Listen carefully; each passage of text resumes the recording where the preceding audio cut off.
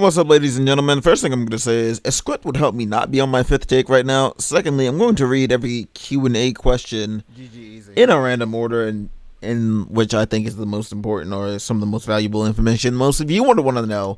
This Q&A was taken January 15th, 2024, and it was posted January 16th. So if you didn't read this already or you just didn't feel like reading everything, that's why I'm here. I'm going to summarize the answers and read the questions. Now, let's begin. Well, the first question I want to say is, will my early access game saves be transferred to the official version? And let me tell you, for this reason alone, I'm going to slow down the content, probably not having anything else until January 31st. Probably a little bit later because BlazBlue comes out then.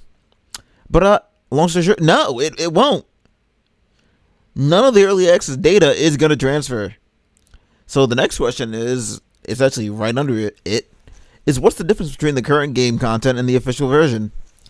Long story short, everything is getting upgraded. Specifically, it's like a lot of key aspects that people care about: potentials, tactics, the entropy mechanic, and the out battle upgrade system. So I guess like the meta progression. I don't know why they didn't just say that, but yeah, they want to just upgrade the game in its entirety. Next, well, the game still only features Chinese voice acting. For those of you who want to hear your waifus in your ear, yes, it's going to have Japanese and English alongside the Chinese. Though the characters will only be in Japanese. Next question, will there be a co-op feature? I mean, yes, basically. They're going to have a beta version of it. So it doesn't really specify if it's online or local. Hopefully remote play comes out, so if you do have friends, unlike me, then how much new content can we expect in the official version? We will introduce 10 characters in the official version, along with complete story contents and updates to the existing gameplay. Kind of already answered that in something else, but while we appreciate your anticipation for new content, please understand that our primary focus during our access phase was adjusting and optimizing core gameplay experience. Moving forward, we will do our utmost to create a more exciting... Wait. So they basically just said maybe, actually. I reread this again, because I didn't get this far in my other takes. But they basically just said, maybe we might have more content. Basically, if the game sells, we'll have more content.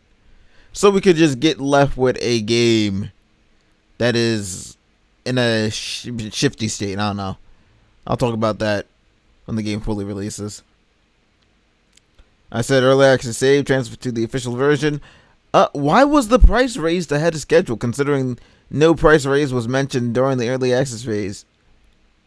To offer new To offer new players a discount during the official release, we had to adjust the price earlier than planned due to platform rules. We appreciate your understanding and continued support.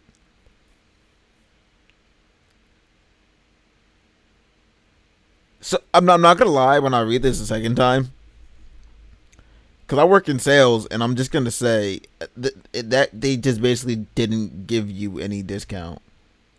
They said, "Hey, you can have the early access price, but we're gonna have the discount." I actually don't even remember what I bought the game for. I know I bought it off release, but whatever. I don't know how much they're going to discount it. Maybe it's going to be cheaper than the early access price. Who knows? Do I need to make an additional purchase after buying the early access version? No. That question is just throw it out the window. Did I purchase an early access version of the game instead of the official game last August? Last August. Oh yeah, I forgot last year. Man said that. Like, I usually don't say last August until it passed. I mean, technically it already passed. I'm jingling my accessories right now.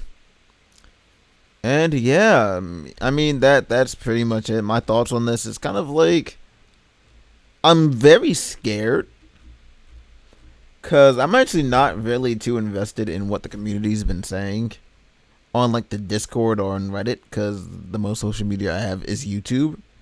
So I actually don't know what type of way they're skewing the game. I did see games go positives, games go bad.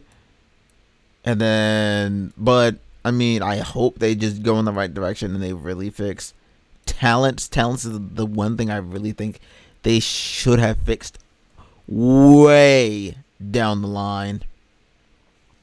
Because I believe one of my comments said it. I mean, let me look. Good heavens, the screen is white.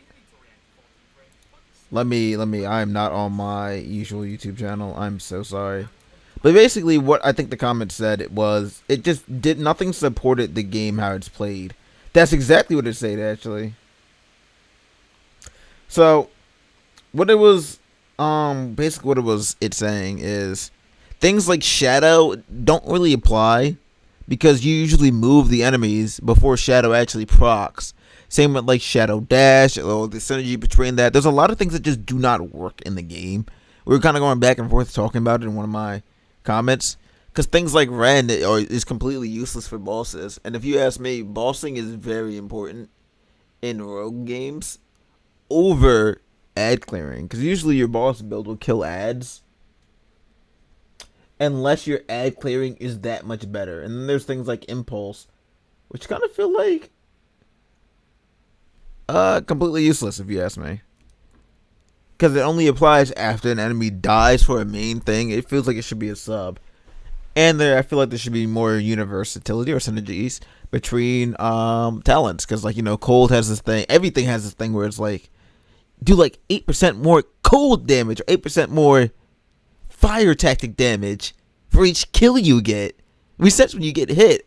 A lot of that reset when you get hit. First of all, that's like, oh, so it just becomes useless in the boss fight. Secondly, it's not universal.